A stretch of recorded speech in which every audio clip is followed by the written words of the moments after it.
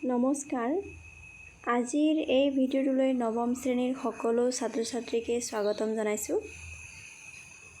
এই ভিডিঅ'টোত নৱম শ্ৰেণীৰ সমাজ বিজ্ঞানৰ ইতিহাস খণ্ডৰ দ্বিতীয় অধ্যায় ভাৰতীয় জাতীয়তাবাদৰ উন্মেষণ নামৰ পাঠটিৰ প্ৰশ্ন উত্তৰ সমাধান কৰি আগবঢ়াইছোঁ।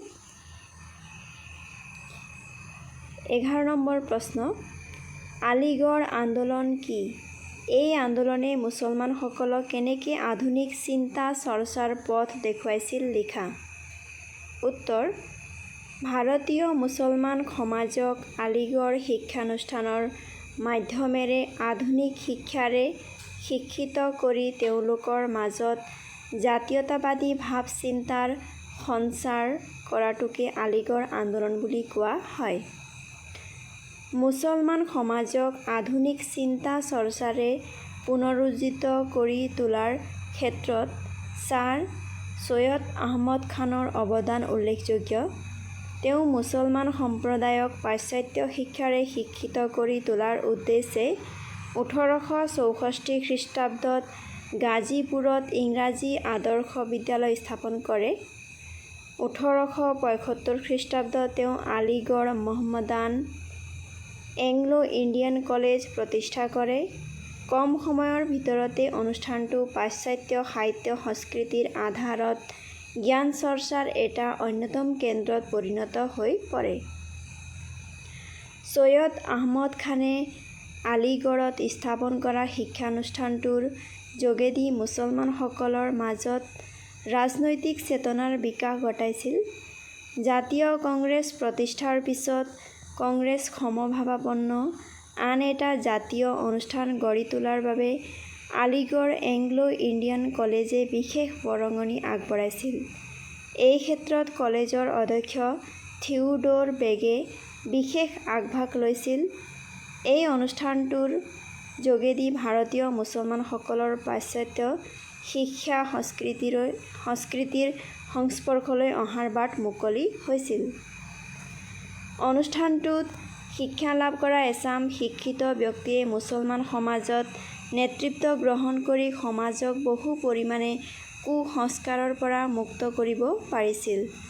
1920 খ্ৰীষ্টাব্দত এই কলেজখন আলিগড় মুছলিম বিশ্ববিদ্যালয়ত পৰিণত হৈছিল। 12 নম্বৰ প্ৰশ্ন, বাতৰি কাকতৰ জন্মই কেনেকৈ ভাৰতীয়সকলৰ মাজত জাতীয়তাবাদী চিন্তাৰ উদ্ৰেক ঘটাইছিল বৰ্ণনা কৰা। উত্তৰ, বাতৰি কাকতৰ জন্মই ভাৰতীয়সকলৰ মাজত জাতীয়তাবাদী চিন্তাৰ উদ্ৰেক ঘটাইছিল। দেশীয় ভাষাৰ কাকতসমূহে সাম্ৰাজ্যবাদী শাসকৰ কাম-কাজবোৰৰ ওপৰত কটু সমালোচনা কৰি ভাৰতীয়ৰ মনত ইংৰাজ চৰকাৰৰ বিৰুদ্ধে জনমত গঢ়ি তুলিছিল। 19বিংশ শতিকাৰ দ্বিতীয় ভাগত বংগদেশত বহুল প্ৰচাৰিত কাকত বংগদৰ্শন, সঞ্জীৱনী, আৰ্যদৰ্শন, অমৃত বাজাৰ পত্ৰিকা আদি কাকতে ভাৰতীয়ৰ মাজত জাতীয় সত্তা বিকাশত গুৰুত্বপূৰ্ণ ভূমিকা লৈছিল। ইংৰাজ শাসনে ভাৰতীয়ক শোষণ কৰি অহাৰ স্বৰূপটো উদঙাই দিছিল। শিক্ষিত সমাজখনত গঢ়ি উঠা আত্মসচেতনতাই ব্ৰিটিছ শাসকসকলক চিন্তিত কৰি তুলিছিল। 1861 খ্ৰীষ্টাব্দৰ পৰা ভাৰতবৰ্ষত বহু ঠাইত খাদ্যৰ অভাৱে দেখা দিছিল। দুৰ্ভিক্ষৰ কবলত বহুতো ভাৰতীয়ই মৃত্যুক সাৱটি ল'ব লগা হৈছিল। চৰকাৰে খাদ্যৰ অভাৱ দূৰ কৰাৰ কোনো ব্যৱস্থা নোলোৱাত দেশীয় ভাষাৰ কাকতসমূহে লৰ্ড লিটন আৰু তেওঁৰ তলতীয়া প্ৰাদেশিক শাসকসকলক চোকা সমালোচনা কৰিছিল। লিটনে ইয়াৰ বাবে ভাৰতীয় আঞ্চলিক ভাষাৰ কাকতৰ ওপৰত বাধা নিষেধ প্ৰয়োগ কৰিবলৈ কুখ্যাত প্ৰেছ আইন জাৰি কৰিছিল। ভাৰতীয় কাকতৰ ওপৰত কৰা হস্তক্ষেপৰ ফলশ্ৰুতিত বহু কেইখন কাকতৰ প্ৰকাশ বন্ধ হোৱাৰ উপক্ৰম হৈছিল। লৰ্ড লিটনে 1878 খ্ৰীষ্টাব্দত অস্ত্ৰ আইন জাৰি কৰি ভাৰতীয় লোকক আগ্নেয়াস্ত্ৰ ধাৰণ কৰাত বাধা নিষেধ আৰোপ কৰিছিল। লিটনৰ এই অস্ত্ৰ আইন আৰু প্ৰেছ আইনে ভাৰতীয়সকলক ক্ষুব্ধ কৰিছিল। ভাৰতীয়সকলে ক্ৰমান্বয়ে আত্মমৰ্যাদা ৰক্ষাৰ বাবে অগ্ৰসৰ হৈছিল। 13 নম্বৰ প্ৰশ্ন, ভাৰতীয় জাতীয় কংগ্ৰেছৰ জন্মৰ ইতিহাস সম্পৰ্কে এটি চমু টোকা লিখা। উত্তৰ, গভৰ্ণৰ জেনেৰেল লৰ্ড ডাফৰিনৰ কাৰ্যকালত এলেন অক্টোভিয়ান হিউম নামৰ এজন অৱসৰপ্ৰাপ্ত অসামৰিক বিষয়াই ভাৰতীয়ৰ স্বাৰ্থত এটা জাতীয় অনুষ্ঠান গঠনৰ যোজা চলাইছিল। হিউমে কলিকতা বিশ্ববিদ্যালয়ত অধ্যয়নৰত স্নাতকসকলক সম্বোধি এখন মুকলি চিঠিৰে তেওঁলোকক দেশ মাতৃৰ সেৱাত জঁপিয়াই পৰিবলৈ আহ্বান জনাইছিল। প্ৰায় 50 জন ছাত্ৰৰ সঁহাৰিত কলিকতাত এখন বৈঠক অনুষ্ঠিত হৈছিল। ইণ্ডিয়ান নেশ্যনেল ইউনিয়ন নামেৰে নামাঙ্কিত এই বৈঠকখনে দেশৰ উন্নতিৰ স্বাৰ্থত এটা সৰ্বভাৰতীয় জাতীয় অনুষ্ঠান গঢ়ি তোলাৰ পোষকতা কৰিছিল। বোম্বাইত এখন মহাসভা আয়োজন কৰাৰ প্ৰস্তাৱ লৈ এটা জাতীয় অনুষ্ঠান গঠনৰ সিদ্ধান্ত লোৱা হৈছিল। গভৰ্ণৰ জেনেৰেল ডাফৰিনে হিউমক উৎসাহ যোগাইছিল।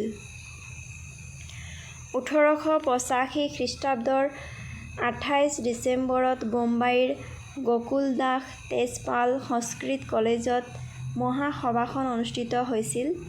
ভাৰতৰ বিভিন্ন ঠাইৰ পৰা 72 জন প্ৰতিনিধিয়ে অধিৱেশন স্থলীত উপস্থিত হৈছিল। সভাপতিৰ বাবে নিৰ্বাচন কৰা হৈছিল কলিকতাৰ বেৰিষ্টাৰ উমেশ চন্দ্ৰ বন্দ্যোপাধ্যায়ক। মহাসভাই প্ৰস্তাৱিত জাতীয় অনুষ্ঠানটোৰ নাম ভাৰতীয় জাতীয় কংগ্ৰেছ বুলি স্থিৰ কৰিছিল। এইদৰে ভাৰতীয় জাতীয় কংগ্ৰেছৰ জন্ম হৈছিল। 14 নম্বৰ প্ৰশ্ন, ভাৰতীয় জাতীয় কংগ্ৰেছৰ কাৰ্যাৱলী আৰু বিকাশ সম্পৰ্কে চমুকৈ লিখা। উত্তৰ, 1885 খ্ৰীষ্টাব্দত এলেন অক্টোভিয়ান হিউমৰ উদ্যোগত ভাৰতীয় জাতীয় কংগ্ৰেছৰ জন্ম হৈছিল। এটা নৰমপন্থী অনুষ্ঠান হিচাপে পৰিচয় দি জাতীয় কংগ্ৰেছে আৰম্ভণিতে আবেদন-নিবেদনৰ মাজেৰে ভাৰতীয়ৰ বিভিন্ন সমস্যাৰ প্ৰতি মনোযোগ দিবলৈ চৰকাৰক আহ্বান জনাইছিল। ইংৰাজ শাসক আৰু ব্ৰিটেইনৰ চৰকাৰৰ ওচৰত মধুৰ সম্পৰ্ক বৰ্তাই ৰাখি শাসনযন্ত্ৰত ভাৰতীয়ৰ প্ৰতিনিধিত্ব বিচৰাটোৱেই জাতীয় কংগ্ৰেছৰ এটা অন্যতম লক্ষ্য আছিল। এই আশা কৰিয়েই 1890 খ্ৰীষ্টাব্দত জাতীয় কংগ্ৰেছে সুৰেন্দ্ৰ নাথ বন্দ্যোপাধ্যায়ৰ নেতৃত্বত এটা স্বজাতি দলক ইংলেণ্ডলৈ পঠাইছিল। কিন্তু 1892 খ্ৰীষ্টাব্দত ভাৰত পৰিষদ আইনে কাৰ্যত ভাৰতীয়ক একো নিদিয়াটোৱেই জাতীয় কংগ্ৰেছক হতাশ কৰিছিল।